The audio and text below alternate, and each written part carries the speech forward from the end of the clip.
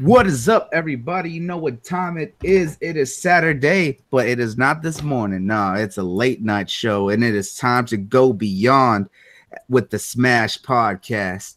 As always, we have the usual suspects, the broadband bully himself, Mr. Neth. Uh-oh. The first L of the night. Let's go. Already. Right out the gate. Straight out the gate already. All right. Well, he's fixing himself. Of course, we got the man with the plan, Operation himself. What's up, Op? What's up, everybody? Just been chilling, trying to survive out my Xbox, but been making it through. Oh, man. Must be tough for you over there. Oh, yeah, man. It's like jumping out the window each day. Alrighty, and Soul and Supra Gee will be here, but they are having a little bit of difficulties at the moment, but they'll be joining us here shortly as soon as they can. But let's go on to our special guest that we have here tonight. We have the mighty man himself, Mr. Mighty Mouse. Oh, what's up, peoples? How's it going? I'm spilling water all over myself. I hope I don't fry my computer, man. Oh, man. What the hell's wrong with me today, man? I'm just so excited over these topics. I'm losing all my muscle control. Yo. What's up, everybody? Glad to be here again. Glad to be here with the crew, and glad to be here with my man 108, the great man. We got some great topics. We're gonna do this big tonight. Oh yeah, you already know. It's good to have you back out here. And of course, we have the man, the myth, the legend himself. When 107 is not enough and 109 is too much, it's 108 dragons. I don't even know how to come back after that. But you better take that, man. You better take that and use that. Copyright it. Facts. Yo, we got a great show planned for y'all, man. I can't stay in here too long, but the lineup of content that they're going to talk about is going to be crazy, and it's very, very interesting. Facts. All righty. So thank you for that, Dragon. And I know that you're a little bit on a time limit here because I know you got some stuff that you do and you're just stopping by to give your love for us. And I know there's a couple things that you were excited about. So let's go ahead and start off with that.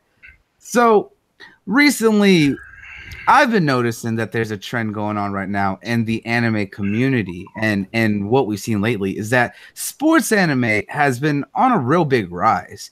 You know, we've seen things like Yuri on Ice. And actually last season we had one called Welcome to the Ballroom, which is an anime that's all about competitive dance, which is actually really interesting. But there's a couple new ones that are coming out that I thought y'all might like. Is that one just came out, which was Last Man.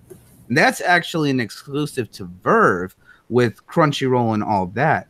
And the other one was actually one coming up called Megalo Boxing, which watching that trailer, man, it reminds me like old school boxing movies, real old school. And the animation reminds me of stuff that you would see from the 80s and 90s, like Cowboy Bebop and Trigun era. But it's so cool because of the fact that it's boxing, but they're using kind of like augmented suits to kind of help with the fights. And it made me think of that movie that came out a few years. I think it was called Real Steel with Hugh Jackman with the robot boxing league. And that trailer was just so dope because one, the animation looks solid, seeing that old school style, but one, boxing just has a special place for me personally. What were some of y'all's thoughts on the trailers? Let's start with you, Dragon. Well, Megalo Boxing, man. First of all, with the boxing background that I have, it's always a pleasure to see boxing video games, boxing movies, and now it looks like boxing animation because I don't really recall too many movies that was boxing animation. So when you put those links up, I was excited about both of them. It's good to know that one of them is out because I think Cody's gonna get sparked up. That Last Man is gonna get sparked up. I like that. It look tough, man. I'm interested in that. Both of them. Yeah, definitely. And Last Man was interesting because that one was really good because of the fact that the main character is just a normal guy who's living in this society of all sorts of craziness, and yet he's just out of this world with it. It reminded me of like the Street Fighter Alpha anime, the style. Yeah. That's what it reminded me of. Got me you put a good one out the hat, man. Yeah. Mighty Mouse got that. So what were your thoughts on that, Mighty, especially with that comparison? Well, like I was saying before we went live, I'm a shallow dude. So I'm used to anime back to where people just get shot and stabbed. You know what I'm saying? Or 1,000 punches. or medieval setting. 1,000 punches off of like a Fist of the North Star. You know what I'm saying? But Oh yeah. when I saw this, all right, so let me go back just a little bit, make this quick. When I started seeing this rise that you're bringing up, this is a very good topic. This rise in sports anime, I was like, oh man, I ain't with that.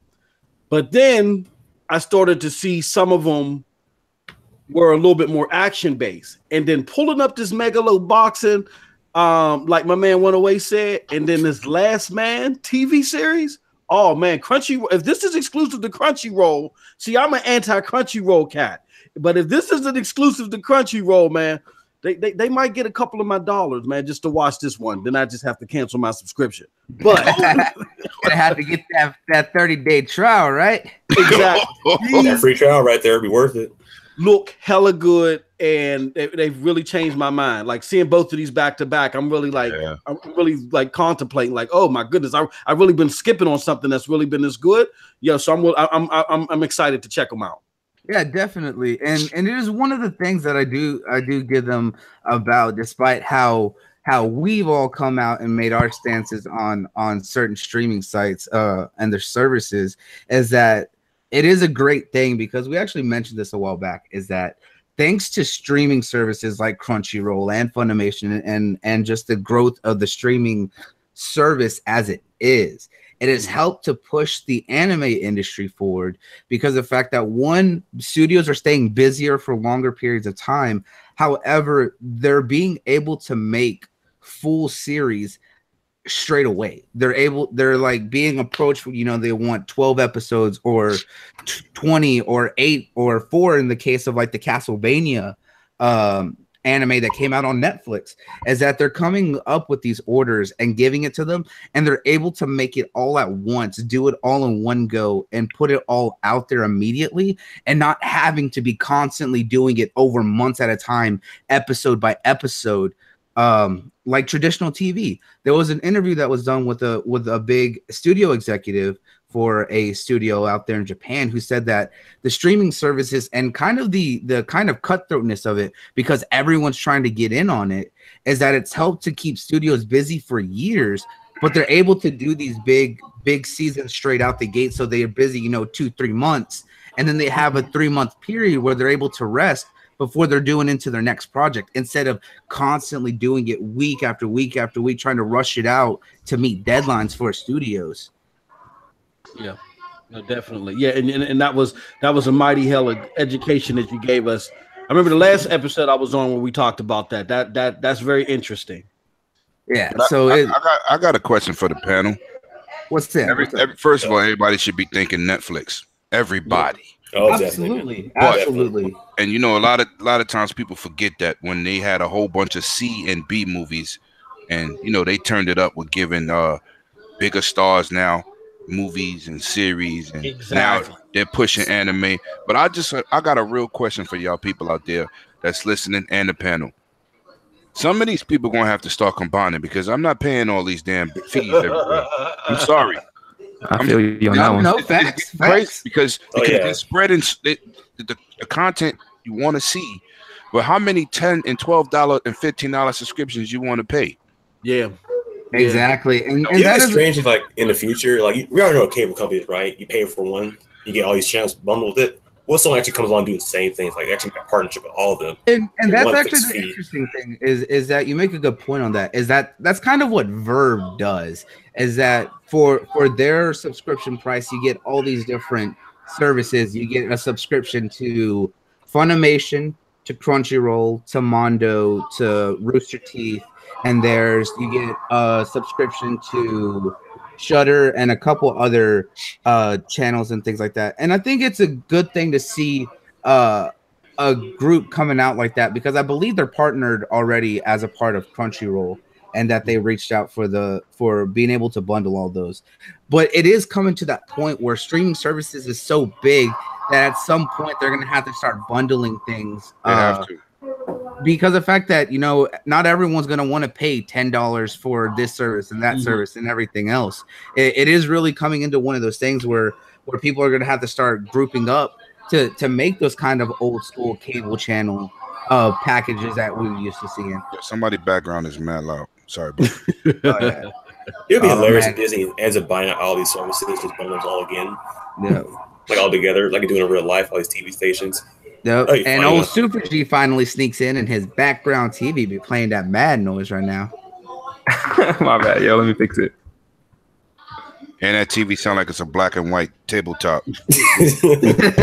Oh no, not here, bro. Not here. Oh no. They look fancy. They don't use CRTs. They use at least LCDs. They say no Panasonic TV. Flat panel plasma. All right, well, it's good to see Supra Gee popping in here. Now we're just waiting on Soul if he'll ever wake his butt up. But that man's always busy with his art. Tell you what, if you haven't. Can I add to what Burke had just commented on and 108 had said? Like, yeah, they're gonna. I get a feeling, you know, and as an old school cat, I've been watching this since way back in the day, the anime, and the explosion over the years. Like I've been watching anime, since I can't even do the math, since the 80s, right? Yeah. And to see the explosion and see these streaming services at first, I don't know, 108 could probably relate to the seeing the animes in National Record Mart and Sam Goodies, you know what I'm saying? And now seeing them exploding, you know, on these streaming services. I think they're not all clumped together under one big streaming services because I don't really think that the people that these big companies aren't really taking how big anime is that seriously. Like I get that Amazon's doing something, but if I was a savvy business person, I would be going all over the region just scooping everything up. I don't understand why there's like 80 distribution services. That would be the next big thing, is to create one distribution service and scoop all of them up. You know what I mean? And we are seeing that. That's actually one of the big things that was being talked about in that interview that I was reading, is that they're talking about how a lot of companies, you know, Amazon being aggressive, Netflix being one of the top aggressors, because they're gobbling up any sort of content, whether it be anime or their own original movies and series. But we're seeing that people are actually helping to make that push, because there was actually an article I read not that long ago that a majority of anime that's actually being watched is very heavy on Netflix and here in the States, but it still has a high watch rate in Japan. Not only are they just watching it there, you know, on TV when it's being aired by the typical studios, but about 50% of subscribers in Japan are watching anime on Netflix, whereas here in the States, it's 85% of subscribers are still watching some anime at some point. But I feel like Netflix and Crunchyroll or VRV should like partner up at this point, because they actually probably make more after that as well. And plus, you have it all in house. Keep everyone, have all these subscriptions everywhere as well. I kind of want to do that. I could see that, but they both have their own competing because of what Crunchyroll, since Verve is partnered with Crunchyroll and Funimation. They're the direct distribution for all animation here in the West, as well as doing all the local English dubs here in the States.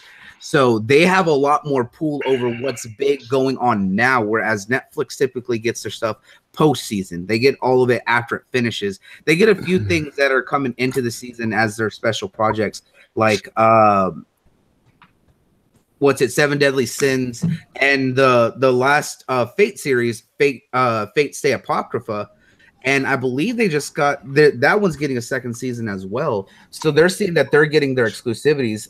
So they would have to do a big buy together to be able to do a partnership like that. But that would add increase on all sides between the two of them. Just bring everything together. Yeah, I can't keep doing all these subscriptions. $10 there, $15 there, $30 there is getting crazy, man. It's also something that we have to recognize. See, I might be the oldest in this room, but when I was younger, anime was at the all-time high. We talking about millions of sales of a DVD. Okay, I watched it go from that to a complete drought. Yeah, I mean complete fall off the planet.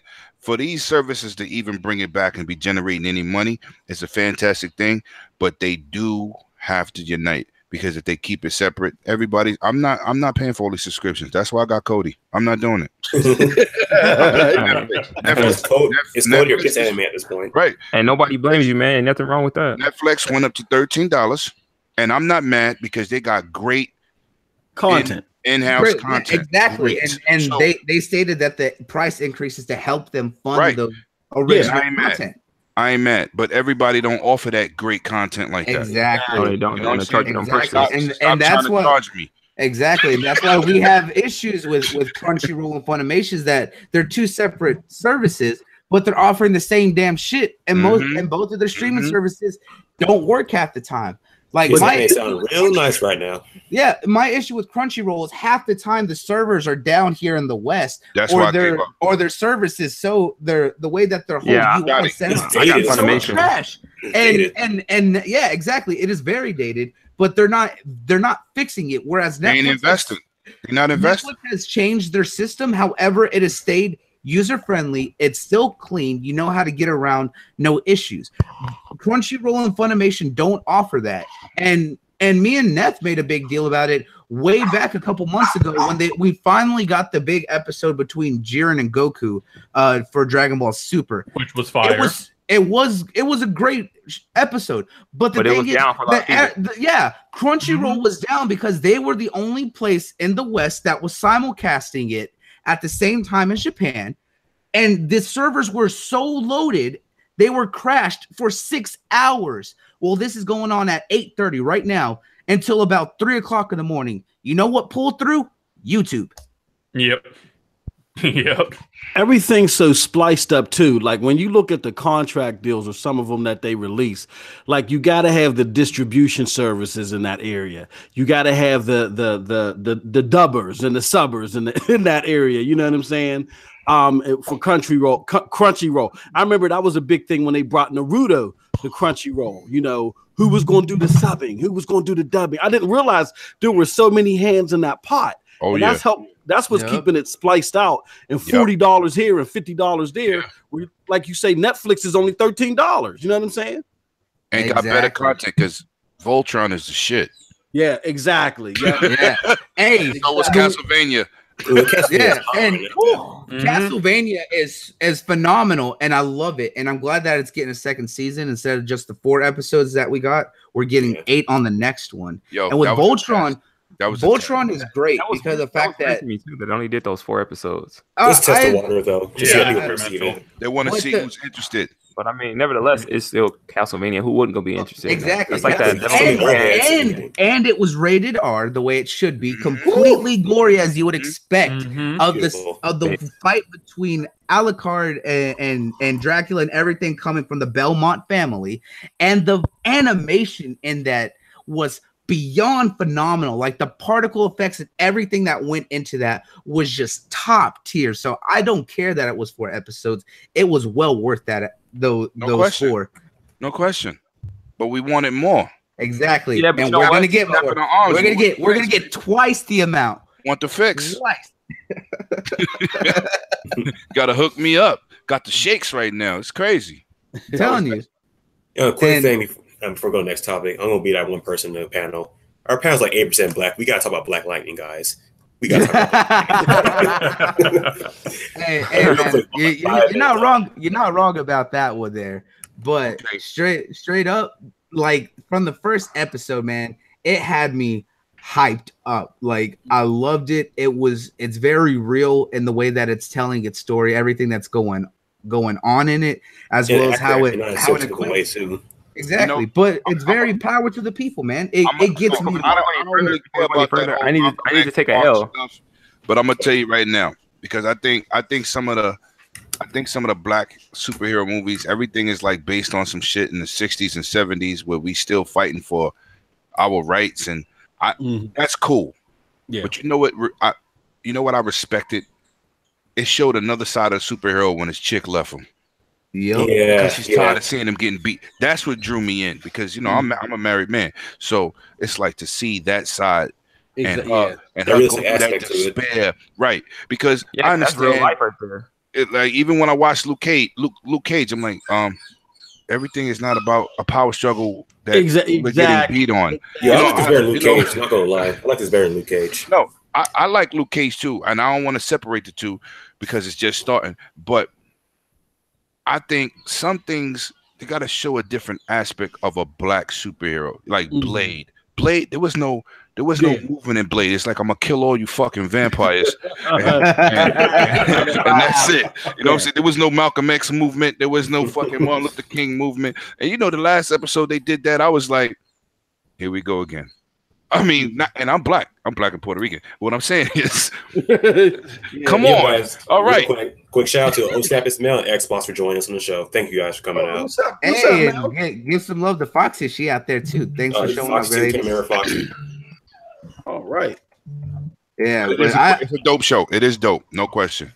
On the heels of that, 108, you bring up a very good point. So I'm going to segue just a little bit, bring it in, and we can bring it back. As far as black superhero movies, I'm going to drop a name out here that y'all need to pay close attention to. The dude's name is R.L. Scott, okay? He's a director. He's been doing like black superhero movies and black fight martial arts movies. I'm a real big martial arts dude. Yep. And he's coming out with a black superhero movie. But the thing about his movies, they aren't struggle based. They're just, I'm killing a bunch of motherfuckers like my white counterparts, my Puerto Rican counterparts. I just happen to be black. You know what I'm saying? Yeah, and everyone died. It's all about that. Watch out for this dude again, R.L. Scott. He's big time. You know what I'm saying? He doesn't have like a big time studio behind him right now, but he's going to do some big things. But that's all right. Got to start somewhere. Right ideas, man. Yeah, and that's there's nothing wrong with that. Like, I like the way that that Black Lightning does it is because of the fact that we're seeing him, and I've come out about this, is that we're seeing him after he retired the mantle.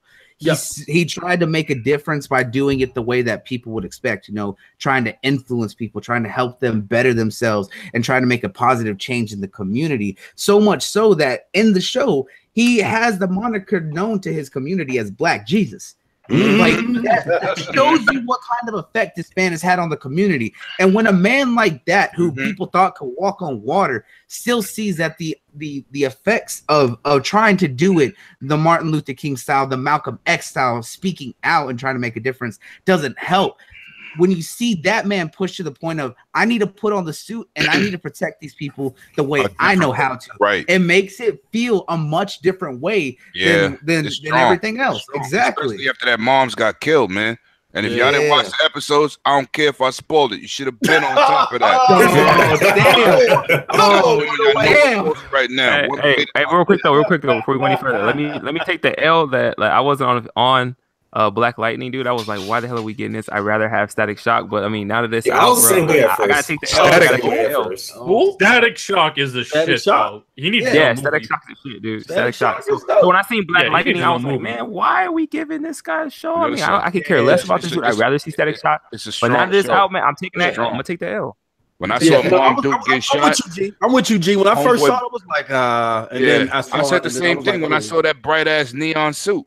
Hey, looking like a Coca-Cola dispenser. I was like, oh my God, like the old Pepsi commercial. I don't know how old everybody all over again. They had Auto Man from the 80s, man. He run around in a neon and black car, same colors, crazy. But you know, after the show for TV. You know what I'm saying? I like the Flash. I'm not really into Supergirl. I didn't like DC Legends, but the Arrow in Gotham is crazy. To see Homegirl get killed like that, like I was like, damn. Bro, he gunned her down like it was nothing, bro. This is regular TV. I want to say on TV. That it was dope. And then he's taking losses. He's not invincible. He even protected the people at the in that movement. One dude got paralyzed and the preacher got shot. I'm with this. This is what I'm talking about. Yeah, but that keeps it more real because I mean, nothing happens where people go unscathed, bro. Right. Nothing. Yeah, you can't take it seriously. That's serious, man. I don't know if they could cross that over with the Flash. It's too raw for the Flash. Yeah, that's kind of hardcore. I love it. I mean, and you gotta remember the Flash too. For the longest time, especially during the third season, we had that scene and just thought of seeing Iris being stabbed straight by the old boy. And when it did happen, it wasn't even her. It was Harrison Wells, man. And that still got you. How did you feel when she got stabbed? You was like, damn. Oh, dude, I was heartbroken about that. Yo, I was stuck. I said, I know that this did not just happen. Yeah. Not my girl, Iris. It brings it out of you. Yeah. Look, I gotta exit, people. Enjoy the rest of the show. We got some more great content for y'all. For those who signed through, for those who watch later, content is gonna be fascinating. Dudes, I love y'all. I gotta go. Peace out. All right, peace out. Thanks for coming through, man. Yeah, peace, Lemon. Yes, everyone give some love over there to 108 Dragons for coming out here on the show to have some fun with us. And everyone's still here in the chat. Thank you all for coming out. So, like I was saying earlier, just with the rise of especially sports animes, man, just there's something about them. Like I started watching this one, and it blew me away. Was Kuroko's basketball, and if you thought basketball was boring, when you see this, it literally plays out as if it's any typical battle shonen. Like, whenever they do something as simple as a pass, you see it like launch from the person with like particle effects and a trail, everything just like super animated. Yeah, it's like super animated. And then when they go for like a slam dunk, you see them like charge up, like they're going straight Super Saiyan, just explosion as soon as they slam dunk it. It just blew me away with how it looked. And some of these sports animes are actually not that bad. Like, there's some that are surprising me. Like, Haikyuu is a little bit more toned down, but it's still really enjoyable. It's about a boys volleyball team, but there's something special in it. And I think that it's cool that we're seeing that genre kind of come back that hasn't kind of been around since like the 90s with like Prince of Tennis and a couple others. So it's good to see that. Definitely. It's definitely good for all sports head out there too, because they like the sports already. See anime adaptation of it, be more pilot. Exactly. And that's always good to see a variety. Like, I'm glad that there's so many genres coming through and making a resurgence that you don't see in other series as much anymore. Yeah. Xbot over there hating on anime volleyball. It sounds cool, but I don't know. Like, I don't really like sports, so anime and sports like just don't mix for me. I'm gonna go with Moss on that. I said that same thing, but I gave it a chance because a lot of people talk about Haikyuu, and Haikyuu actually was very, very good because of the fact that it's not just always about winning for the game; it's about the team. And there's some seasons where there's some heavy episodes where they lost, and it's really touching. But like, if you just want one that's like overboard, Kuroko's basketball is absolutely just like highly visual, and I love it.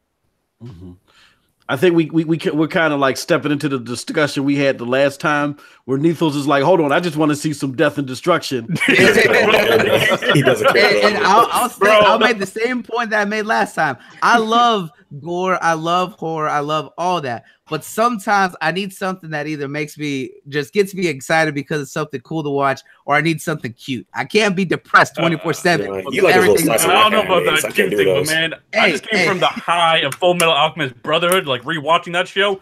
That show's still fire to this day. Yeah. I'm not denying that. I'm just saying sometimes you need something that's a little bit more toned down. Like, if you want something that's a mix between the two, Madoka Magica. That's all you need. Or Knuckles, you know what was one, because I was all straight death and destruction, and I was waiting. Then we were talking about this the last show I was on, where we were talking about how crappy the bleach fillers were, and I came across another anime that was less action and more dramatic. Eating of the East. If you watch Eating of the East, it might change your mind, Neth. I'm straight up. You know what I'm saying? Watching that and following that, I was like, I appreciated the drama in that. Yeah. They're just like, that or Black Lagoon. Black Lagoon's good. Black Lagoon has action though. Yeah, but it does have. Yep. Black Lagoon is badass. That one, because dude, no one like Revi's one of the top like female anime badasses. Like, man. I'm in the villains. Oh yeah, and that series has the best villains that I've seen, particularly the two twins, the two twins. Oh yeah, yeah. Crazy. But like I said, there's nothing wrong with having that little switch up, unless you're Neth over there who can't get away from nothing. Yeah, I need action. Yes. Hey, Sailor Moon had action, sir. Okay, no.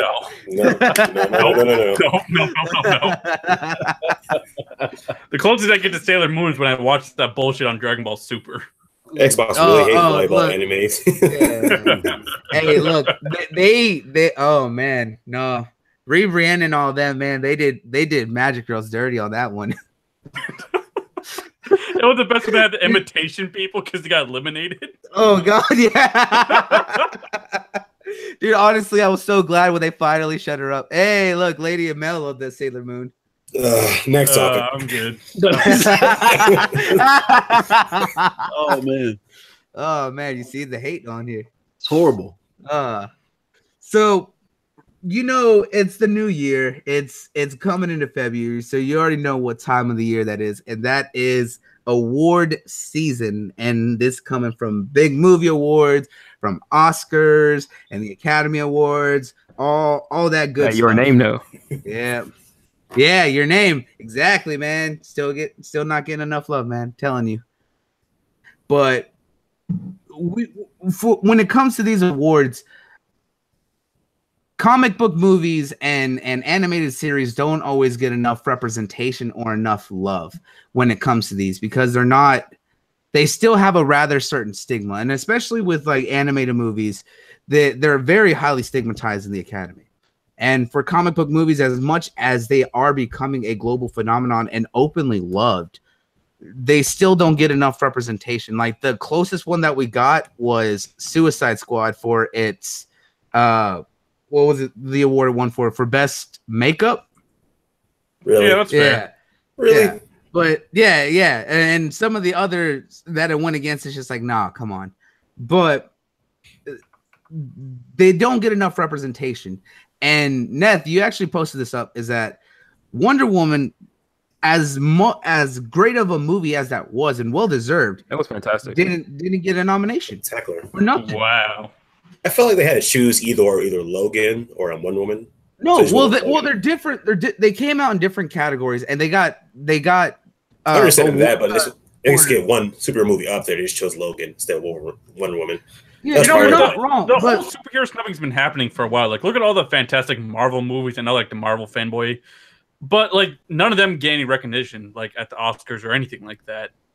Exactly. The only movie I can recall that got a lot of recognition was Dark Knight. That's the last one I recall that got a lot of recognition. That's Christopher Nolan's name. Let's be real. And those are fantastic movies. But think of like Captain America: The Winter Soldier. At the same time, those movies were almost like they threaded the water of being like a superhero movie and then being like this suspense like regular movie. Yeah. Like they're very grounded in realism compared to like comic movies. Yeah, those movies are fantastic. But like, think of The Winter Soldier from Captain America. What did that movie win? Did it even get nominated for anything? No, it did not. Nope. Like, I don't know what the stigma is against comic book movies just because of their source material, but either way, you gotta rate a movie fair. It's a movie nonetheless. We have to remember like the Oscars nominations, all that. I guess I believe the board of them are a whole bunch of old heads, and they see comic movies just like shit, just stigmatization around. They love the indie scene. They love the indie. They don't care about big budget movies. They love those little movies that love like 20,000 movies that no one cares about. That's all they want. Yeah, I mean, don't get me wrong. I love indie movies too, but definitely. I don't. Some of them are alright, but I don't know. I can't fuck with some indie movies. But like old heads, like Ridley Scott and all that, he talks a lot of shit saying like new directors shouldn't be getting big budget movies like they do with these superhero ones. But like, say nothing. You were a new director and you got a big budget movie, so that's pretty ironic coming from you. And you're not that always happens though. When those old heads, when the old heads like kind of like get out of style, they try to say stuff about like the new people coming. Yeah, it's crazy. Don't say say pretty much. And everything. I mean, that's in everything, dude. Yeah. And he made Alien Covenant. Who the fuck likes that movie? Oh, right. Dude. Straight to the garbage. Yeah. What did that make it for? The Alien Covenant, like a lot of people hated on Prometheus, and he's so full shit. He's so full shit at that too, because remember when Prometheus came out, he was saying, "Oh no, this movie has no ties to Alien and everything." When I watched that movie, I was like, "This is an Aliens movie." Like exactly, he was promising it wasn't. He was saying all this crap. Oh, that's not an Aliens movie. No, this is his own separate thing. This and that. Bro, that shit was a straight Aliens movie. When that shit, like, the Xenomorph came out, and I was just like, that's not an Aliens movie? You fucking sure? Like, I could swear that's an alien that just came out. Like, no, it's different. Right? It's not, and explain to me what the hell this is. Right, and that's one of those things that annoys me is that because of how what the Academy is. It's typically old retired directors and movie makers from time long ago that don't respect certain. Yeah, exactly. And you know, they don't like new directors or a lot of things, especially when they're getting big budgets. I don't and think that's like a lot of explosions and stuff in movies. That's what I was going to say. Yeah, look, no one wants more. We don't need any more Michael Bay's. All right, he already ruined the Transformers. One's enough. I'll talk about that later when we get there. Yeah, we'll talk about that once we get. You know who's got a word about that? K Mega, because K Mega likes to transform movies, but he hates what Michael Bay did to him. Yeah. Can't even keep his own stories together straight. Oh, snap. We got Salty's gaming up in here too. Oh yeah, shout out to Salty, man. And you haven't seen that man show, definitely check out the Salty's podcast. Had me on there, just saying. Quick plug. Shameless plug-in. Shameless plug-in. But no, you're not wrong. Like, we don't need any more Michael Bays. One's enough, and some of it's just over the top and unnecessary. But the fact is that they're not giving enough recognition to people who put in the work. Because look at what Kevin Feige did with the MCU and trusting in a lot of brand new directors with these big name movies. James Gunn, the Russo brothers, all of them were unknowns until he took them in to do these big movies for big franchises, because this was the start of the MCU early on. And when they took on these roles, they blew away people's expectations, and these movies are like top notch and to everyone, man. Like, the fact that they're not getting enough recognition is really disappointing, and kind of shows where the Academy and a lot of that shows their age from the time that they were around to what's going on now. I'll say this right now: the MCU, as it is right now, would not be possible without Kevin Feige. That man does not get enough credit for what he does. He pretty much created a miracle, because he truly has this big and this prominent, this popular nowadays, bro. That's a freaking pipe dream right there. You know what's the biggest snub I actually remember? Back when Iron Man 1 first came out, you know, that movie was phenomenal. It was a real start to the MCU, in my opinion. And I remember it was in the category for Best Action Movie, and it lost to Benjamin Button, or The Mysterious Case of Benjamin Button, whatever the hell that movie was. It's like, how does Iron Man lose Best Action Movie? I don't remember that movie. How is that possible? Yeah, he lost out because he's not who's that? Brad Pitt. Not Brad Pitt. I can't remember. Who is it that was in Benjamin Button? Who cares? I think it was Brad Pitt. It wasn't Brad. It might have been. I might have been right. One of them. Something like that. But you're not wrong. Like, that's one of those things that just kind of shows where that bias is, and it's a disappointment. But with Wonder Woman not getting it, that's sad, because one, Gal Gadot knocked it out of the park. Patty Jenkins, as a female director, outdid everything that the Warner Brothers and DCEU had up to that point. Still did, and still didn't get no. But luckily, with at least one thing, is that Logan actually is getting nominated for an Academy Award for Best Adapted Screenplay.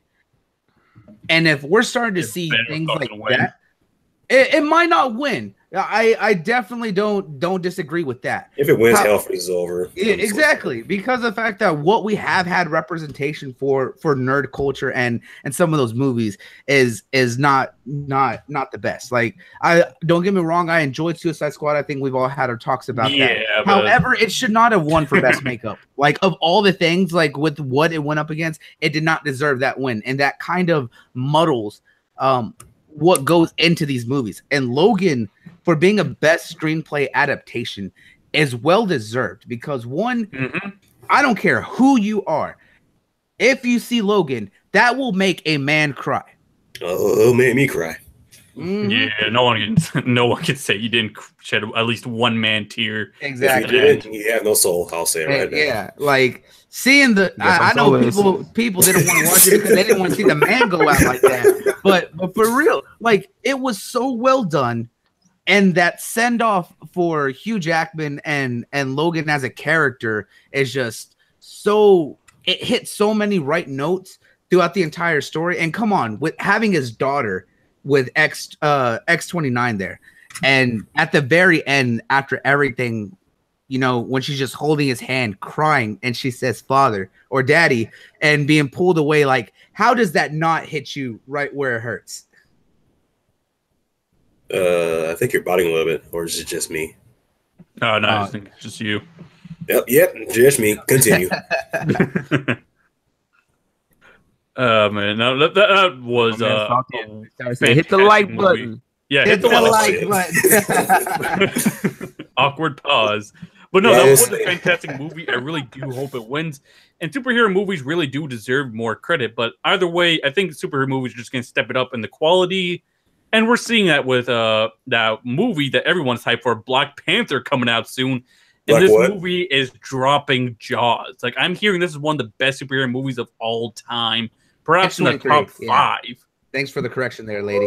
Top 1. Top 1. Okay. So like, fuck that. That's the best. Speaking of with Black Panther, man, it is still doing numbers, and it's been coming out from, what was it, Fandango, that in the first 24 hours of that pre-sale tickets going on sale, it outsold most of the MCU movies previously and other big movies that they have taken pre-purchases for. And right now, at least here in Texas, Alamo Drafthouse actually put out a graph of the first 18 days of that being on pre-sale, that the amount of ticket sales right now that it is so much more that it has done that. Guardians of the Galaxy has 78% of the amount of ticket sales that it has. Civil War has 62. Homecoming has 60%.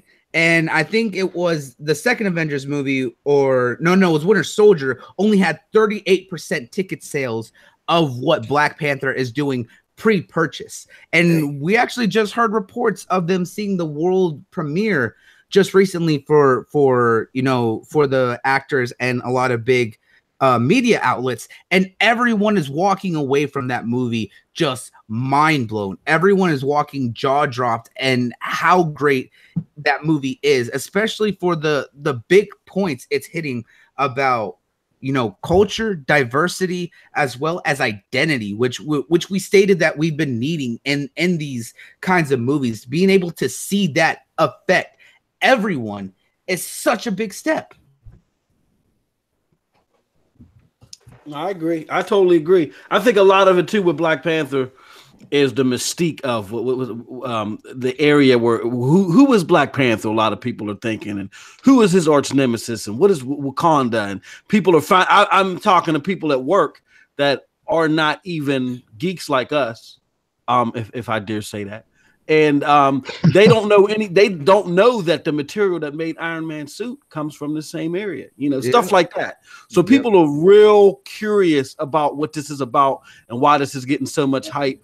And I think that's what's turning to a lot of the success we see so far. But I'm hyped about it. Say that again, Bert. Iron Man's suit or Captain America's shield? My bad. Yeah, Captain America.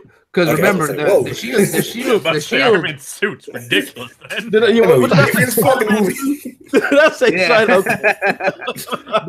But we see that, and because we already know that Cap's shield is a vibranium adamantium alloy, so it's made from vibranium, which is only in Wakanda, and adamantium, which we've seen in other places. But you're right, especially with the MCU, we saw Black Panther's foundations in and Captain America Civil War, and now we're really getting to see Wakanda. And it's still, even in the comics, it has that beautiful African culture, but it's so futuristic and high tech, yet it's still very tribal-esque. Like we're finally getting to see that on the big screen, and I think that visually is just blowing people away. Yep. Oh, it's definitely gonna be excited to see.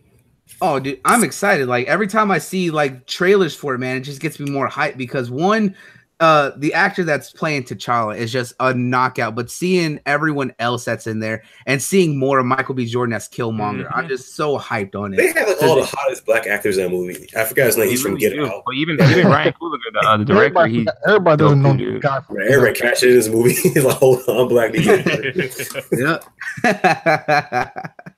But I don't know, and I'm hearing a lot of cool things like how Killmonger is like a revolutionary, and how this is almost like the James Bond of the MCU.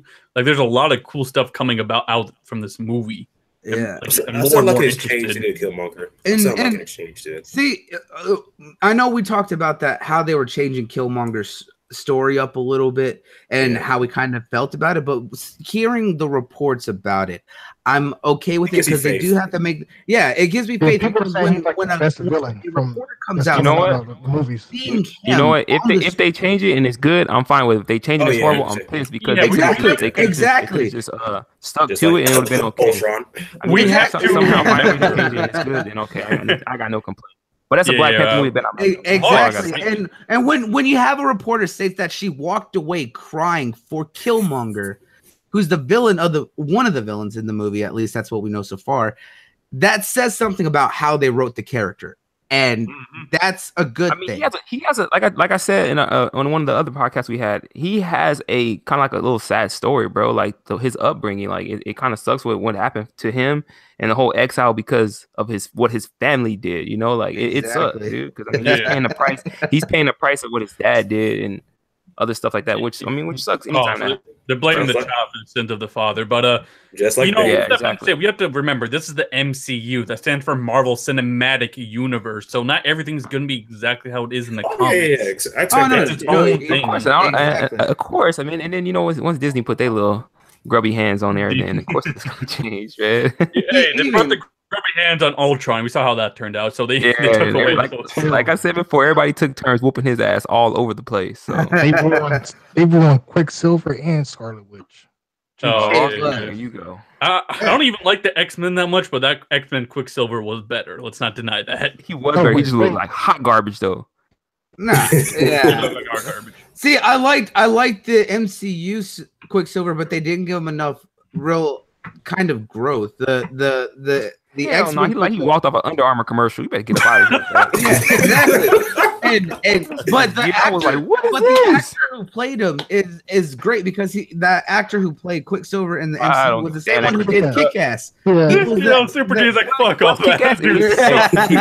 He was Kick-Ass, and he should have stayed Kick-Ass because he wasn't Kick-Ass in that movie. No, you know what's real hot garbage? Flash of Justice League. That last running scene. That was hot garbage right there. Yeah, but despite it, man, the Quicksilver from the X-Men, yeah, that's hot garbage. But they gave him a lot more screen time. They didn't give the old boy in the MCU enough screen time to really show his character. You saw one movie, he died in that one movie. Yeah, exactly. He was shown in that movie and died in that movie. And he lived and died.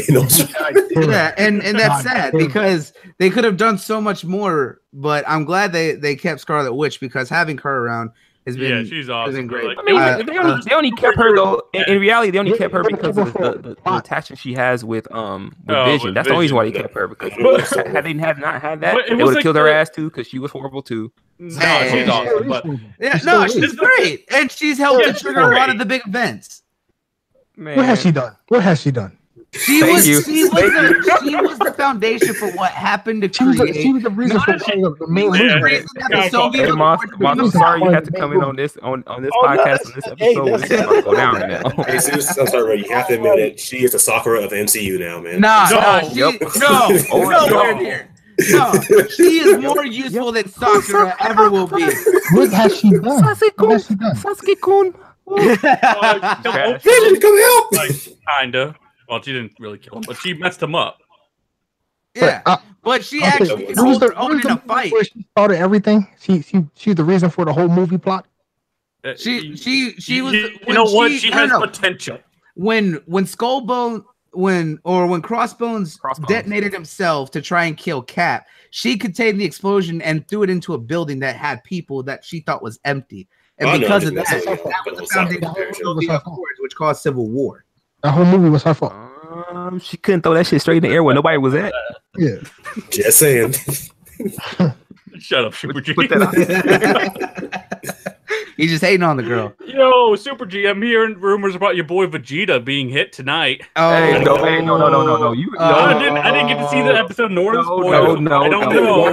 So we not letting go. You gonna put the hand on that fucking mustache. I heard that. Vegeta might be taking the L. Don't bust that vein on his head. Don't bust that vein on his head. God's structure on his ass. Hey, he gonna put my man in the bleachers with a busted vein on his head. Watch. Oh man, y'all bad. Oh, but yeah, like I said, Scarlet Witch is useful. Yes, even with the attachment to Vision, it's always been like that. Even in the comics, she's been in love with Vision. You know, their relationship is so true that she actually Disney gotta bring that relationship out, don't they? But it's a real relationship. It's better than the Hulk and Scarlett Johansson. What relationship is that right there? I think it's barely. No, both relationships are trash. I don't need them. Hey, look! All the relations in there are all kind of iffy because, as we know, that in Civil War, Cap was kissing that's the making worst out one with Peggy Carter's niece, and if you notice, that's a 70-year time gap. He's robbing the cradle just a little bit because he was with her Cap has aunt, no boundaries. and originally that was her grandma. But now it's her niece. So you gotta think of where was her mom born to be for her to be the aunt if there's a 70-year time gap between the 40s and where we are now. So right, 30 years ago for that movie. What the fuck are talking about? Hold on, we got our first question in the comment section. Xbox asking, when are we gonna get Mysterio in a goddamn Spider-Man movie? When is he gonna be a villain? As soon as Sony goes to Spider-Man, can we let I'm hearing Sony might be up for sale. Good movies. I am hearing their studios are up for sale. Like that's happening. I mean, we have one really solid Spider-Man right now. Let them build on that, and then we can talk about Mysterio. Because I mean, Homecoming was the bright star, but everything else. We're still staying away because we have we know that the Venom movies. Man, fuck that Venom movie. No, because they actually came out and said that that Spider-Man is gonna be mentioned and that Tom Holland's supposed to make an appearance. Hey, as long as he don't look like that Spider-Man toy that was in that comic book, bro, I'm good. Oh God, no. Why?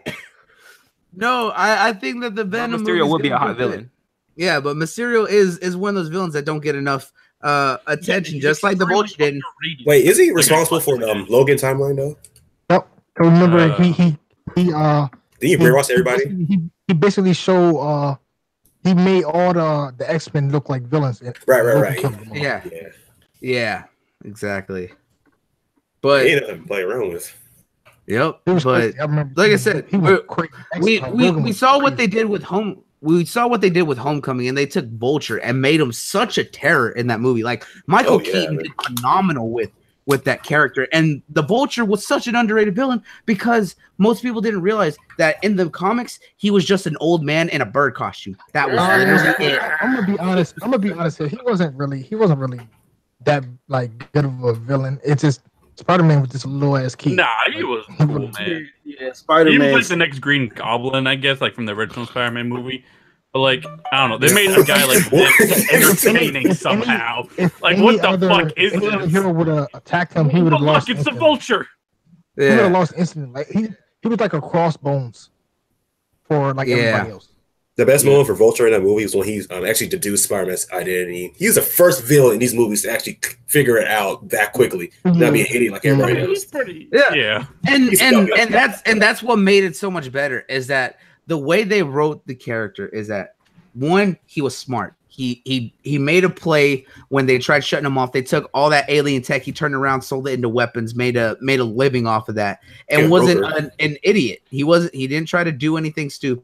He had a certain set of codes that he went by, and if you weren't a part of that, if you weren't doing what he said, bye-bye. We saw him atomize a dude. He thought it was a teleport gun, but he atomized him and said, all right, well, you're taking over now. And try to keep it. He didn't really care. Yeah, he didn't care, but he told when he figured out that Peter was Spider-Man, he gave him that choice. You know, he had the little discussion. He pulled the gun and said, you have two options. Go in there, show my daughter a good time, but not too good of a time, or I kill everyone you know. Honestly, funny thing about, I was honestly more hyped for. I wanted to see more Shocker, if anything. See, I do love that they showed off Shocker, and the person that they got to pick up the role, I really liked him as a Shocker, and it was great to see that. Because I mean, he had the jacket and everything that made him look exactly like the character. I loved that tease to the comics.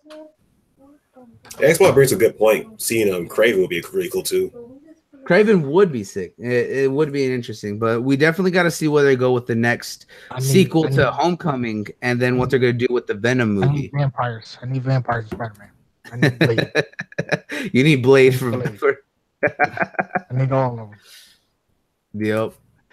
All right. So with that, talking about the big movies and how before you go, let me Xbox ask that question, but I want to piggyback on that question. What villain would you guys like to see for Spider-Man? If you could just name one. Yeah. Me, honestly, Morbius. That's what I want.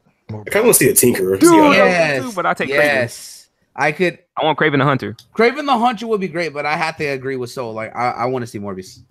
Morbius will bring Blade to it too, probably. That's exactly. Kind of stuff. That'd be dope. Then we could bring back Wesley Snipes. Just saying. Wesley Snipes needs to return. He is Blade. There's no one else. I don't want any more Blades. I need no one else. Sticky fingers. Hell no, that's horrible. Oh my god. Oh my god! I want to see good Green Goblin though. It's like it was someone. You can't do Green Goblin. His name was tarnished. Horrible. No. His name was tarnished. Yeah, good Green Goblin, good Dr. Octopus. Either one. Yeah.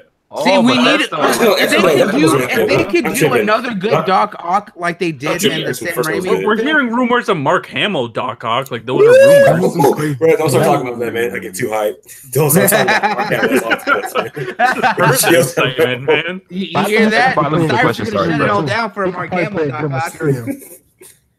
Oh man, I would die in that theater if I see Mark Hamill's Octopus. Look, if anyone could do it well, it'd probably be him, because I mean he's been so many villains across all series. We all know him iconically as the Joker, but he was also the Trickster before that on the TV show way back in the day. So yeah. I think if he can make the jump over to play a really smart villain, I think that he would do great as Doc Ock. I mean, I have only one request for Mark Hamill as Doc Ock. Please, for the love of God, don't let the man sweat to death. We're not gonna go into any further there. Next topic.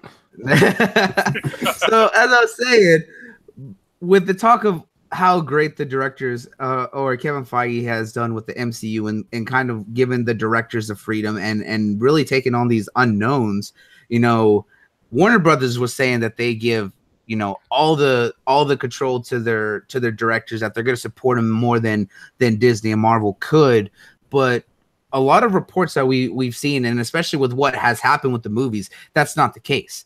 With what happened with Batman v Superman, that there was a lot of issues with the writing coming from the higher ups and issues with the director, and then what we saw just recently with Justice League, with what Zack Snyder was trying to do, and then everything that happened with him, and then Joss Whedon coming through, and then much involved that Warner Brothers was trying to get in on that we're seeing that they really don't support their directors, and that originally, Ben Affleck was supposed to be directing the solo Batman and helping out on a lot of other things, but we've seen that he's taken so many step backs. And a lot of people have wondered why that is, but he's not talking about a lot. But a lot of people are thinking he's that trying to be a stand-up dude, bro, and not throw them fools under the bus. But Warner Brothers needs to just kick back and be easy and let these directors do exactly. And you got to think with Ben Affleck is he's a director, he knows what's doing, and that's what I'm gonna say, because he's made awesome movies like Gone Baby Gone, The Town, all these movies he's directed in some kind of way have been great, solid movies, bro. Like I don't understand what the hell Warner Brothers trying to do. Like, yeah, because he's a solid actor, and he's been a big action star, and he knows how to direct a movie. The man knows what he's doing, yet they're showing in the fact that they really don't have that trust in their directors, especially with everything that happened with Joss Whedon and Zack Snyder and that was stupid. Because I mean, I mean, you know, the only thing I like about Zack Snyder is that he know how to put on like action scenes and fight scenes are really good. But he should not be directing no fucking movie from here on out. He can produce them. That's all I gotta say, bro. He can just direct fight scenes. That's all he needs to do. Direct fight scenes and do that because 300 had great fight scenes. Immortal had great fight scenes. Immortal was a horrible movie, but it had great fight scenes. Even The Watchmen had great fight scenes. Like that first fight scene in the very beginning was one of the dopest fight scenes I've ever seen. His fight scene, he stuck back in the day with that slow motion. That doesn't work anymore. You know what? And that's true. It's been done right. But yeah, I don't give a shit. I still like it. How about that? And then, but they should have just let Snyder just choreograph fight scenes and maybe sound effects or whatever the hell else he's good at. But when you give him a whole movie to do, he cannot do it, bro. I'm sorry, he can't. He can't. And then it's just messed up with Josh Whedon had to take the blunt of that whenever he probably stepped in and made the movie more better than it probably was going to be. Yeah, and he honestly said, because we talked about. But I mean, Josh Whedon has a good track record when it comes he does have a good track record. Exactly, he does have a great track record. He know how to make a movie. He know how to make a movie with multiple like characters that need to be streamlined and put forward. Like he can do that. We've seen it.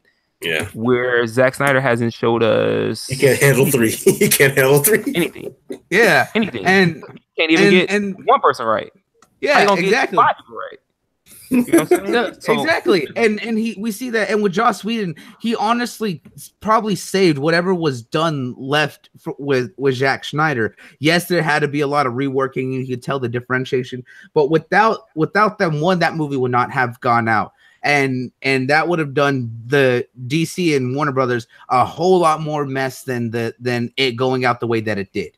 And you know that there would have been a lot more issues if that movie got canceled at any point or just stopped production for who knows how long.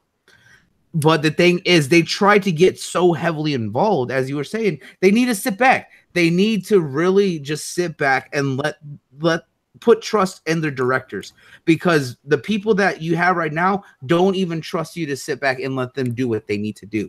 When a man like Ben Affleck steps away as the director of a movie that is supposed to be big for Batman, that kind of says something. And we're already hearing reports that he's supposed to be walking away, that he's going to be showing up in the Flash movie. But after that, they may be using Flash as a flashpoint to reset everything, and that he's not going to be Batman afterwards. They should do that. They should reset the story already, because they were playing everything in fast forward, bro, trying to catch up to Marvel, which they should have not done. They should have just idea. They should have just, just hashed everything out, give everybody a single movie, good introduction movie. I mean, Wonder Woman is the only one that don't need to be affected by this flashpoint, which I don't see how they're going to do it without affecting her, because her movies are already solid. Or her movie is already solid. Some of her boyfriend's alive or something like that. But like, oh shit, hold up. So I mean, something like that. But they still don't need to like reboot her if they're going with rebooting everybody else, because of the flashpoint. Exactly. Normally, say her storyline just stays the same. Just right off that way. And here's the thing is that at least with hers, that we can kind of get away with it, even if they did Flashpoint, because of the fact that her movie takes place in the early 1900s and 1950, whereas Flashpoint would go back as early, I would say, to like maybe 1980, right before Barry's mother was killed and all that. So it would reset everything after, but so it would have a foundation from her still, but it would help reset everything after. So what happened with Batman v Superman may have gone differently. We'll have a different Batman and all this and that. So it'll help like ASAP. Because Batman v Superman was not solid. They tried to do 3 different timelines and 3 different stories in that movie, and it convoluted it all. Sure, guys. I will say this. As for a lot of people as well, that yes, the extended edition of that movie helped to clear up a lot. However, it was still convoluted because they tried to put too much in one movie, that it caused too many fractions in itself on where they were going. They went to the future with Batman actually killing when Darkseid was actually showing, as we saw the parademons, and he was being killed or trying to stop Superman and this post-apocalyptic version of the Earth. And then he gets that vision and visit from the Flash, who tells him to, go here and do this. And then that leads into the battle with Superman trying to stop that. And that leads into the whole, Doomsday storyline and all this, that, and there. So we've already seen that they've reset. That's my point, dude. Because technically, we're pretty much like already at the Doomsday or the freaking Darkseid movie probably what the next one if they were to keep going, because look how fast they got there, dude. It doesn't make sense. It took Marvel 10 years to get where they are. Yeah, in my opinion, I feel like Batman v their Superman plan is like the last to movie. beat Marvel to Infinity War and have their own war. Yeah, but their own war is so trash. It's like when you look Marvel 10 years to do. Yeah. Exactly. How are they going to try and compete with that? That's what's it doesn't make sense, bro. Like it's stupid, and I don't even know who was sitting in the boardroom like and thought this up and was like, "This is good, this is great, do it." Super Gee, bro. Let me tell it to you straight. You know what's bad. You know they take the L when the new lead of Warner Brothers is like, "Yeah, we can't compete with Marvel and what they're doing, so we're gonna take a step back." And he like you know what? Just by that guy coming out and saying that, I have faith in Warner Brothers now, because now they have someone on the top who is a realist and seen this flaw and seen this, and he's like, man, we gotta fix this, because you can't fix anything until you recognize that you done messed up. Now that they recognize they messed up, they could possibly head in the right direction. DC needs their own studio, like how Marvel has Marvel Studios. Exactly. DC needs their own. Yes, they do. I think that's what they're doing. That's why they got given Jeff Johns a more prominent role, because I love Jeff Johns. Like his comics are fantastic. And that's good, because here's the thing: Warner Brothers, let this guy write the movies. Forget it. You don't need to even get other writers. Let this fool write the movie and let them just direct it. How about that? Exactly, and that's what they need to do. That's what they should have been doing, because look at Warner Brothers. They already have so many side studios. They have a dedicated studio for their animation house that does all their movies, and they can get their shit straight. Why can't they do that for the live action and their big blockbuster movies that they want to put out? Dumpster fire at this moment. Exactly, and Neth brought up a good point that they were trying to fast forward to Infinity War faster than Marvel does. When you have a dumpster fire going on and you see like a puppy next to it that's actually all pretty looking, you're gonna go to the puppy. You're not gonna go to the fucking dumpster fire. Look, Bloody, do not talk about dogs around me, because we saw what happened last time. Hey! Bring yeller out back. You do not. No. Sometimes when you have a very sick dog, Neth, drag it out back. Yep. I'm gonna have to put the mute hammer on Neth for a little bit. Tell me to yell at my dog. Here goes me, the novel-minded person asking a question to the panel. Okay, but I heard someone mention Warner Brothers does so much better with the animation side. Is it me, or is the animation fire for DC like unbelievable? Facts. But the whole live action is toilet chunks. Yeah, the animation. They are, and that is straight facts right there. You're on a budget win. Did you see the new Batman Gotham by Gaslight? Oh, like that movie is phenomenal. I need to see it. I think so. There is. What happened? Oh, I thought So was trying to say something right there. No. Yeah, but no, there isn't really any bad DC like animated movie that you can even state that's even bad, bro. Like I can go back as Batman Master of the Phantasm, bro. That movie was dope back in the day, bro. So like, and then one of my new favorites is Under the Red Hood. That movie, I love that movie. That movie was so hard. Period. There are so many memes for that one seed. But we do have a bad DC movie. It's a Batman Harley Quinn. Just don't watch it. Just don't watch it. You know what? I'm glad I haven't watched it yet. Thank you for that. Just don't watch it. Here's the thing. Look at it that. Like, they're like trying to make it like anime with like the fan service. Like it's just weird. Trust me. Okay. And the double butt crack on Harley Quinn. Bro, you go ahead and watch a movie, and you'll see why I tried. I'm not messing with that movie. I'm not messing. I like conserving my life, so I'll keep those 2 hours. Yeah, why is the car scene alone was just enough for me. I was asking, why would that be the case? I mean, they've seen the stretch of reaction that they're getting from their live action movies, and they got to see the anticipation for the animated movies. Like, what's the problem? I don't understand. Because whoever was running the thing was an old turd who wanted stuff done his way, and he hadn't seen anything that the animators had done. Because all they gotta do is whoever writes those damn anime movies can write. Anybody that's writing those anime movies can write. You would be amazed about the dumbest things, big corporation like Warner Brothers does. Like they don't realize the good stuff they even have under their wings. Yeah. Well, that's true, and that's also not true, because you gotta think that Warner Brothers has been doing their animation for years, decades, and we've seen that.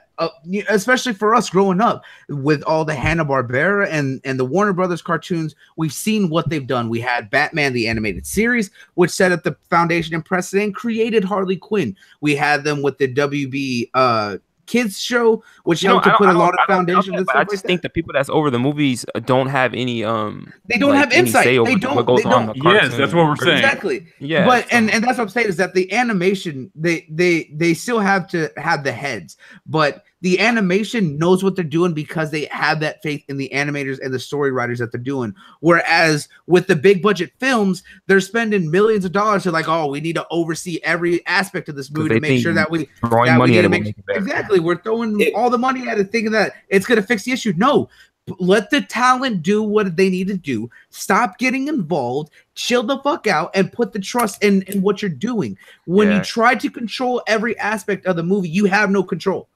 Yeah, me personally, money does not make everything better. Because I think it's of faith for them anime movies versus real life ones. I think they see the real life movies as a bigger cash grab than the anime movies. That's probably where I try to get more involved in those. You know, and you're probably right about that because they probably don't see the amount that they make off the animated movies. That exactly, and all those movies come out to such high praise because of one, they stay true to the story they're telling. However, they're also well written and well done. That's why the Justice League Dark movie did well. That's why Anthem or Gotham by Gaslight's doing really well. That's why the Killing Joke was so heavily lauded because it did well to stay true to the story of the Killing Joke. And all aspects of what that movie and storyline is, they did it well in the movie. They need to understand that when you have that aspect, it don't matter if it's animation or live action, that it will pull in the people who appreciate it and will pull numbers. But they they're even doing crazy shit like making Batman and Ninja, and that that movie looks great. Yeah, exactly. And look at that. I've seen that.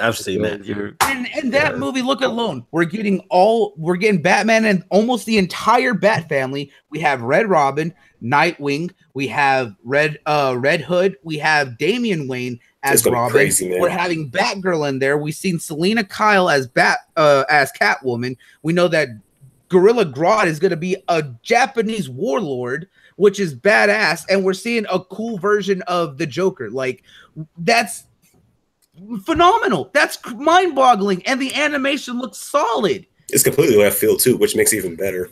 Exactly. And they don't understand that when you can take chances like that, when you put trust in what's being done. And that movie has gotten everyone hyped up because it's just so far out of there. Yeah, but real quick, going back to Batman v Superman, I feel like that should be like the last movie in the DCEU phase, because like Marvel, Infinity War is like their last movie before they usher in the new Avengers. Batman v Superman should have been their last one in the DCEU. Yep, because everybody should have Dark Knight Rises. Yeah, the perfect ending to it. And then they should have went into that Batman vs Superman, which ends their phase 1, like you said, and then it could have just new Justice League. They went into phase 2, and then had Justice League be the last movie in phase 2, and then we went from there, dude. Exactly. Justice like Teen Titans. They didn't have a proper. It has unique things like the Teen Titans that they could form. They could do so much. It's crazy. Like they could end it. Let's let them learn. Hold on, guys. Let's let them learn how to crawl before they start trying to walk and run and shit. Because I'm just saying they have to flip at this point. They need to be put back on. They running. They trying to run. I know they need to be running. They need to be put back on the breast, bro, and get some of that healthy milk. Man, they took that phrase. Sometimes you gotta learn to run before you can crawl. Man, they took that to a whole new level. They're trying to flip at this point. They need to step back a little. Exactly, and that's where they're messing up. Is they're just like, oh man, we gotta go now. Run. No, man, you barely put on your socks. Don't run without your shoes. Damn it. Yeah, me personally, I think it would be I know that you guys already covered this, but I think it would be tragic if Ben Affleck were to walk away from Batman right now. I think even though some people were critical of Batman versus Superman, a lot of people. He was the best part of it.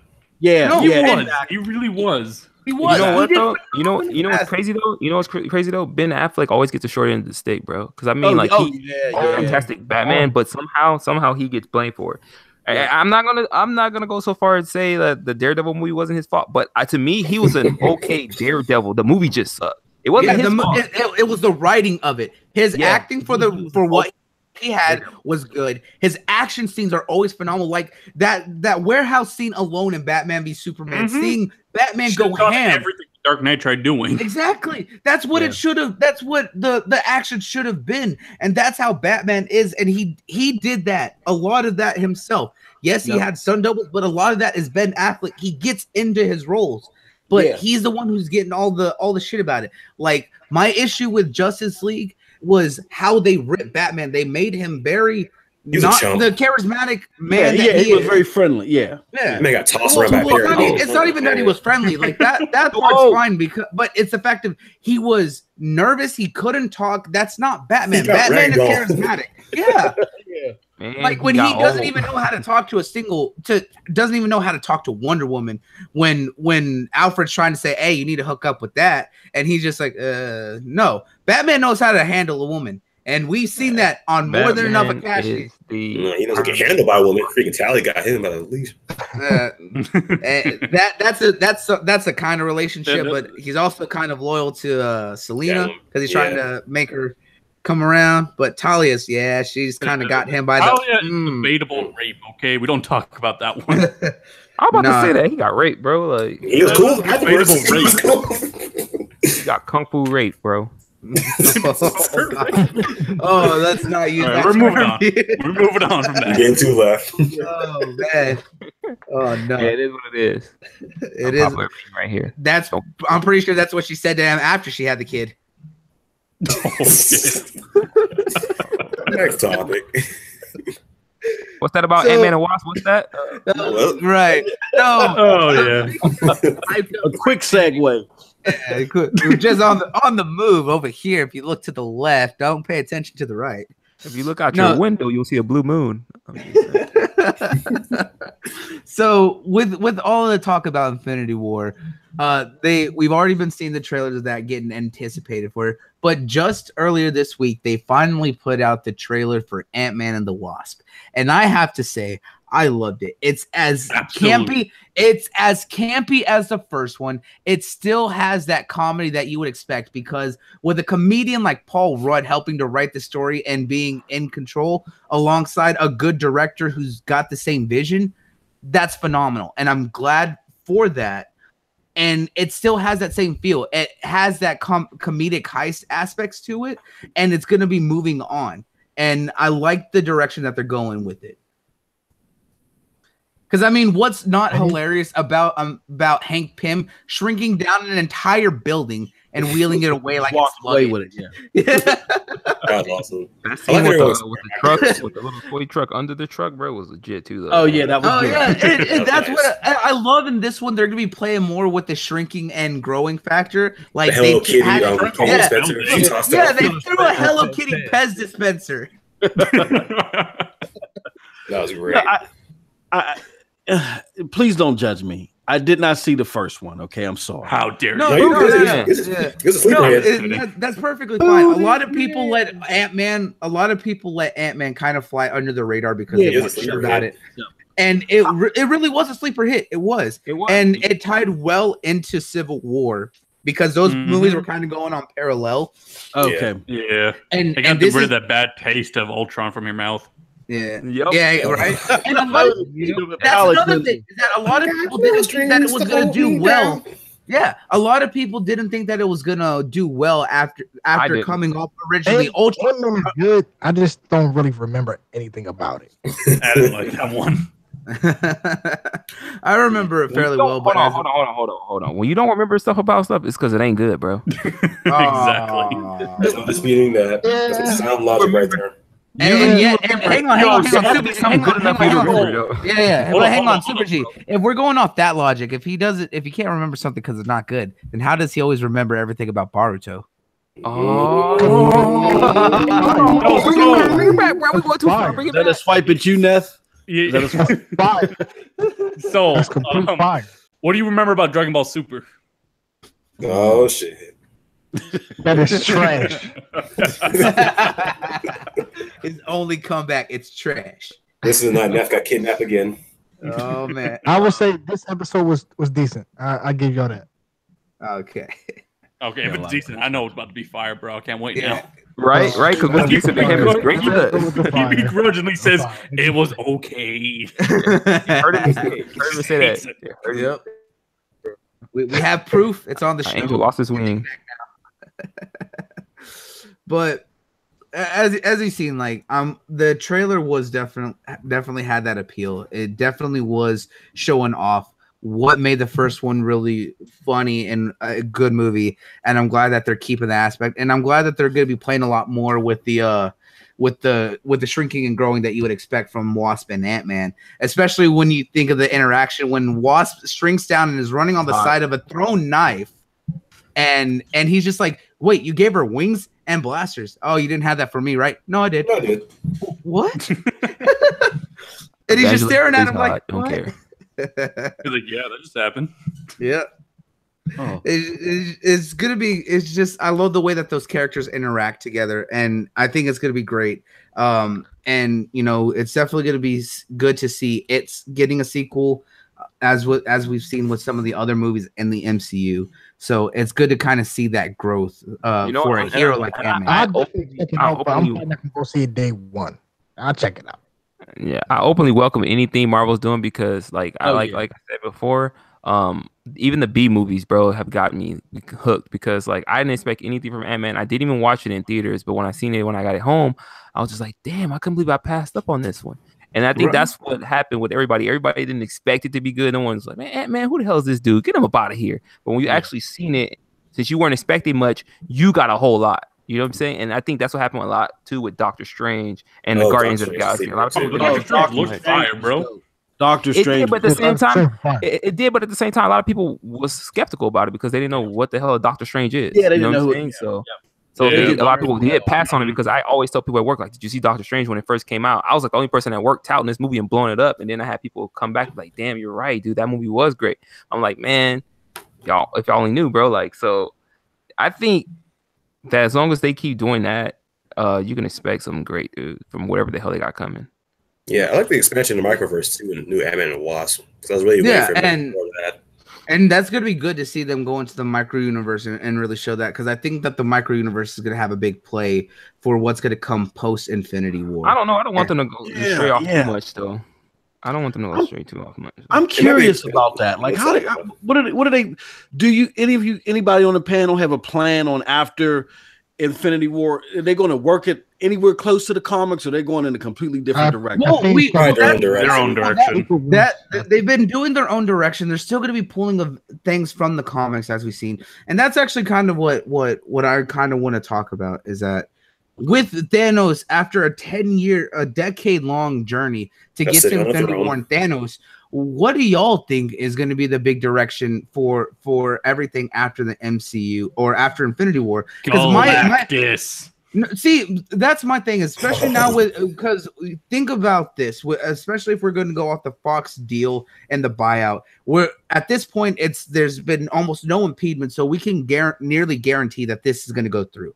So with that saying, I know Kevin Feige has said that there's no plans to include the X-Men into it, but he said the same thing about Spider-Man at the time when they were shooting Civil War. Yeah, so I think that to bring one character to bring a whole group of them. Bro, I'm telling you, that's what I'm. We're going more. Yeah, I'm about to go with cosmetic. I'm gonna go with Neth. Galactus is my big thing. Is Galactus a bigger villain than Thanos? So? He is. He's bigger. Dude, Galactus is the world eater. Galactus is the world eater. However, Thanos is on like a freaking multi-universal level though with Infinity Gauntlet too. So how are you gonna top that with Galactus? Yeah, but there's a reason he's known as the Mad Titan. They could bring together X-Men and Fantastic Four and stuff like that. I'll bring up a good point. Thanos has gone toe-to-toe with Galactus and a couple others of the Celestials and the Eternals that actually do have an issue with Thanos and the Gauntlet, as a lot of them have had to come together to prevent him from doing more with the Infinity Gauntlet. Yeah, I'm not trying to shit on Galactus. I'm just saying he doesn't seem like his biggest threat as Thanos with the Infinity Gauntlet. Look, man, you can start setting up Galactus. You can start setting up. You can start setting up everything. Yeah. See, but my big thing, or my thing, is that the way that they need to do it is that, one, with what they've had with the X-Men universe and the first class timeline that they're going with now, let that universe keep doing its thing, let it play out, and then keep doing the MCU movies. However, my big thing that I want them to tie in is I want them to go to Secret Wars. And here's why. With the Fox buyout, they get not only the X-Men, but they get the Fantastic Four. And with the Secret Wars, we get the introduction of the creator, which we all know is Doctor Doom. So what better event to pull both universes to put them under one umbrella than to do Secret Wars, because one, you can have events happening on both sides.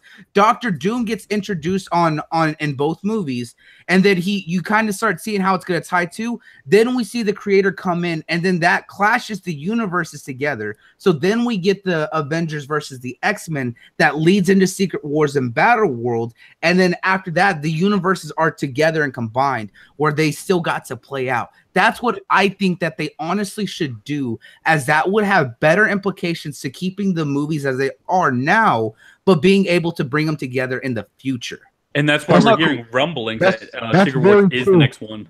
That's very true, but I'm gonna go with Neth about Galactus, because that would he's definitely gonna be the main villain. I can almost I can see Galactus being the main villain at least leading up to this, but I think that's gonna be the big push that they need to do, because I know that we were talking that's gonna be for Avengers 4. However, that's in 2 years. I don't think they would do it that quickly. I think that would be the next big plan over time. But as for Avengers 4, we know that they're still going to have to continue at some point with Infinity War, because it has to be the second half. Because we know that they cannot do the entire movie line of Infinity War, especially with the characters that they still haven't yet to show up that are supposed to play a big part in that. Because we still haven't seen Carol Danvers and Captain Marvel, and we know that Ant-Man and the Wasp aren't going to be in this movie. So those two are going to be big players in the end of the Infinity War. So I think the Avengers 4 movie, since it's untitled, is still going to be the second half of Infinity War. Even if it's a 3-hour movie. That bloody. You just mentioned X-Men versus Avengers, bro. That movie needs to happen. Oh my god. Absolutely. And I think that the X-Men versus the Avengers would be the great tie-in to bring in to set up for Secret Wars. But I don't think that they would do it this quickly. Especially when they don't have any. But I think that if this work up to that like Civil War, oh my god. The Secret War, that's when again I'm novice minded. It's Secret War when Scarlet Witch did the whole no more. Oh no, that's that's House of M. Yeah, okay. No more that had some of the start for Secret Wars. Okay, that would be dope. That would I'm with Knuckles on that. That's what I would like for them to see. X-Men is when Cyclops the X-Men. Exactly. I want to make that into a movie though. And Mouse, see, for you, because you know that little bit, you could see how that'd be enticing, because one, like I said, with the creation of the creator as a villain, that gives Doctor Doom a lot of play on both sides of the universe, because remember that the reason the creator came to be is that Doctor Doom went to the past to try and stop him, but ended up going to the beginning of time and was there with one of the Watchers, going all through time and actually becoming the foundation for the creator and creating the cult that was defeating the villains or the heroes in modern day. And that led to him taking the Ultimate Universe and Earth 616, which is the comic universe that we know as canon, and combining them together for a giant fight that created Battle World. And after the remnants after Battle World is what we have in the comics now, which is Universe and 616. Oh man! So Battle World also included the Uncanny Avengers.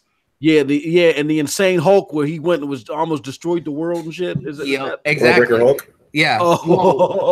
Exactly. So that's why I'm thinking that they can do Secret Wars separate, different way, by using that to combine the MCU as we know it, as well as the X-Men timeline with the First Class, and bringing those as well as the Fantastic Four and whatever else to that point to be able to continue from that one branch under the same umbrella for their movie universe from there on, because then that can lead into the creation of the Illuminati with Captain America, Iron Man, then we'll have Doctor Strange and everything else, Professor X and all that. So it'll help to really set up a lot of big things and can have big long-standing options for the future, because if they do this right, they could be making movies honestly for ever, because of how much content and storylines that have been out over decades that they can do.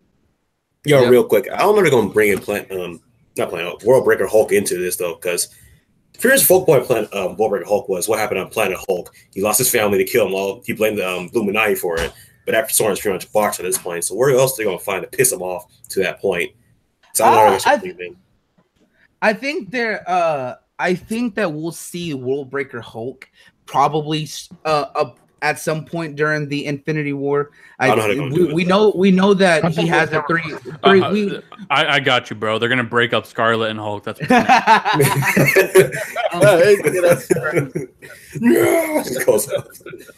I don't know, but that could be it. That could be the trigger. But there could be other things that could trigger it. But I honestly think that if they want to introduce World Breaker Hulk, which would be phenomenal because World Breaker Hulk is fucking badass, would definitely have to be during the Infinity War because that would give them the turnaround. However, we all know Hulk's ass is still going to get smashed by fucking Thanos. Mm. But I think that would be one of the biggest plays to really help turn things around. Yeah. That could work. And they could slightly change it in the movie version, in the MCU version, to where they'll have to at this point. Yeah, they can tone them down a little bit, but the big thing that we all want to see is the gamma clap or the gamma shockwave when he claps his hands and just creates that massive shockwave. Oh yeah. Ooh, the stomp though. I honestly think we're not going to see World Breaker Hulk. I think we'll probably see something like World War Hulk, if anything. Okay, yeah, I can see that. Because I think what got him into World Breaker Hulk was his family dying. Yeah, exactly. Yeah. So it has a lot of foundations on how they could do it. They showed us in the new Thor movie that was kind of more close to World War Hulk than anything. Anything, so. But with World War Hulk, I mean, it was still a great rendition on how they did it with Ragnarok, and I think that it can have implications for helping drive it in here soon. With that, but like I said, we still don't know what's the full aspects that they're going to do because we know that Hulk has a 3 character arc across the last Avengers movies, and supposedly that Mark Ruffalo in his contract has a solo Hulk film that I think is going to come out afterwards, after these next team up movies. That's if they can get Universal to stop being dicks about it and let them do the whole. Only Hulk movie I want to see is Hulk versus Wolverine. So that'll be a dope introduction of the X-Men. I was caring no one else to say. Yeah, that would be interesting because that would allow them to bring in their new version of Logan. And that can definitely bring in a lot of attention. Well, they're gonna make Logan. They're gonna make the daughter Logan now, right? Like, isn't in the movie universe they killed him off or no? They're gonna go with there's two timelines right now in the X-Men universe. Yeah, Logan was the send off to the original story or the original timeline with Patrick Stewart and Hugh Jackman and the old X-Men films. Now the current standing timeline is the First Class universe where you saw James McAvoy as the new Professor X, and we kind of saw that closure with Days of Future Past, that we saw the old timeline get their close out because they reset that timeline, were able to get rid of all the Sentinels, and they showed Professor X and Jean Grey and all them at the height of the X-Men, and then after that we got Logan, which was the entire send off for that timeline. So so Apocalypse is now the ongoing timeline. Nope, never existed. Never happened. Yeah. Days of Future Past is the ongoing timeline now. And that has a lot of potential because I do like the new generation of X-Men that they have. I don't know. That needs to go by. That needs to go by. They need to put that for another day. Shut up, Neth. We're not talking about this again. Celebrity Deathmatch 2, here it comes. Yeah, here it comes. Round 2, let's go. And this is why Star Wars: The Last Jedi was a great movie. Yeah. No, don't you dare. Oh man! Real quick before we leave, let's talk about Pacific Rim Uprising real quick. It was like hot calamari trash right there. Yeah. No, I don't know. I'm still looking forward to it, but Do y'all think that it's just gonna be a subpar summer movie to fill in the gap, or do you think it might actually be good? What movie are you talking about? Pacific Rim Uprising. Pacific Rim, the new Pacific Rim. Oh man, I have no excitement for that one anymore. Yeah, it's a summer trash. Yeah. Dumpster fire. Hey, hold on. Did Michael Bay somehow stumble onto this film or what? No. Does it look like a Transformers movie? Exactly. It was dark. Dark and gritty, and it was epic, bro. Neth, what is this? It's so like light bright and like robots were flipping the screen. It feels like I'm watching Bumblebee movie. Yeah, treatment. Everything's cool now. I'm still gonna watch it. I still think it'll be enjoyable. I definitely don't think it'll be. Hey, we got toys treatment. I don't think it'll be on the level. No. I don't think it'll be on the level of the first one, just because of the fact that Guillermo del Toro is not directing it. However, but I still think it'll be good. I ain't got no hope for it. You got the homie in there, so that's fine. Oh, purposely you got bootleg. Yeah, it's got John Boyega in there. I don't care. I ain't got no hope for it. Who I'm a makes realist, it? bro. I'm a realist. That movie looks like Transformers now, bro. It went from being unique as a Pacific Rim to this Transformers movie, bro. I don't know how at some point they want to do a Pacific Rim like tie in with like Godzilla and all the monster universe. I don't know how that's going to work if that's what they're trying to get. Because that shit look like hot garbage, bro. Bro, they didn't care about mass perspective and size anymore for Jaegers. I saw Jaeger flip over to Kaiju. I was like, I'm done with this movie. This man flipping around like a freaking Power Ranger. They can bust a move. When I seen him flipping like a Transformer, bro, I was done. I was like, yep. There you go. Look, all I know is that I'm still looking for. I'm still robots looking playing for DDR in the middle of the street. Look, all I know is I'm still looking for my collection of the Pacific One Jaeger. Can't remember its name. Yo, funny thing about it, you know the guy who's directing the movie Uprising? He worked on Transformers. I knew it. I knew it. Yeah, all makes sense. I'm telling you, Bumblebee got a standalone right here, bro. Oh man, this They're all tie into each other. Watch them all tie into each other. All right, I think even better. They got John Cena starring in it too. Let's not go Duke Nukem here, man. There's no King to hail to right now, bro. Right? I'm telling you. Oh my gosh! Remember he had like what movie was that? He had like one line. He's like, "I want my wife. I want my wife." It was some movie he did, bro. I was just like, "Oh, this guy right now, please. I want him off the screen. Like, sleep. Stick to that damn force. Hang on. Just stick to the square circle, John bro." Cena is not a bad actor. Like I said, it comes down to writing, and he's an action star. That's what it is. And I think if Duke Nukem, like of all characters for him to play, Duke Nukem is a solid fit. But I think Duke Nukem now has to be satirical. Like him? Well, here's the thing: is that he's cheesy. So now, like, he's the perfect person to be that satirical, old school movie action hero kind of thing. Because right now he ain't getting no love from the video games, as we saw before, because it may have been forever, but it was more like forever in the garbage. I would think that a Duke Nukem movie would have to be like Thor Ragnarok, where it like Thor makes fun of himself. You know what I mean? That's it's campy, has to be self-depreciating. Hey, yo, and it gotta be rated R. Yeah. No, it needs to be like Kung Fury, bro. That movie. Kung Fury would probably be the best analogy on a movie it needs to be, because that movie was so bad, but I loved every minute of it. Yeah, I have a better idea. How we scrap this Doom movie and make a freaking Doom movie? I'll take that over. It's gonna take a Doom movie, but then you get a Doom movie like we got with The Rock way back in the day. Should be first person. Yeah, that movie was great though. I did like it, and I like that first person camera scene when the dude took the drug and he's looking at himself in the mirror. You just see him bust out that shotty, start blasting all the things in the mouth. Yeah, that was what I thought. So it should be first person whole movie, like an action film. Should you like that then? I mean, I love that. I love the 80s like acting in that hardcore movie. movie. Yeah.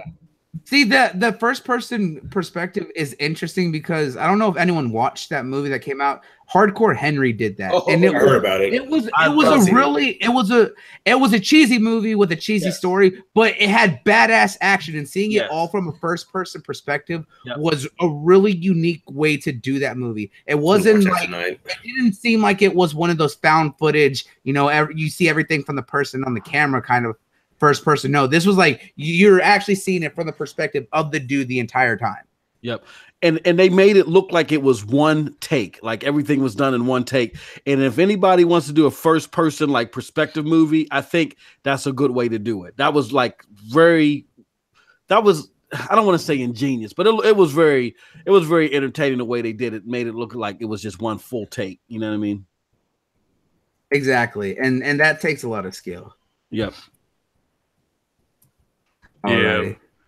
So I don't know, that uniqueness is definitely what gave it a lot of appeal, especially the action in it. So, you know, they took a lot of time to do that kind of movie, right?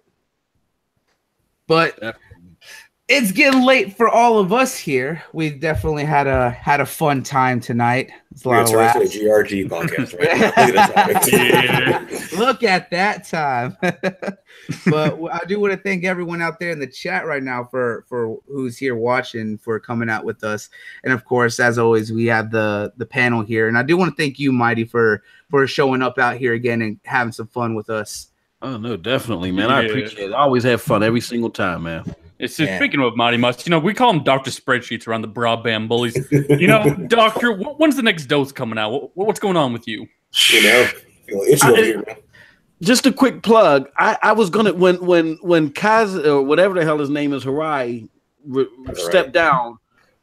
I had a completely different video set up, and then I was gonna change it.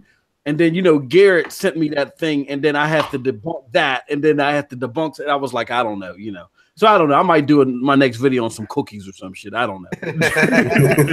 Hey, trying to figure out all those numbers. Yeah, it was just record 2 minutes of you putting cookies in an oven, and that's it. There you go. Ding, and then that's it. Then the background music comes on. That's it.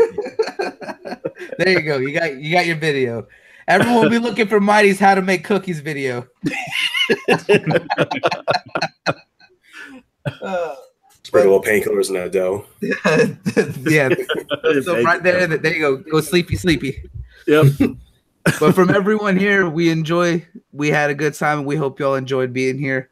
Subscribe down and definitely keep up with us. We'll be back next Saturday at the usual time. But from all of us here at the Smash Podcast, peace out and check you later. Like button. Watch Alter Carbon. Alter Carbon. That's a great show, I'm telling you.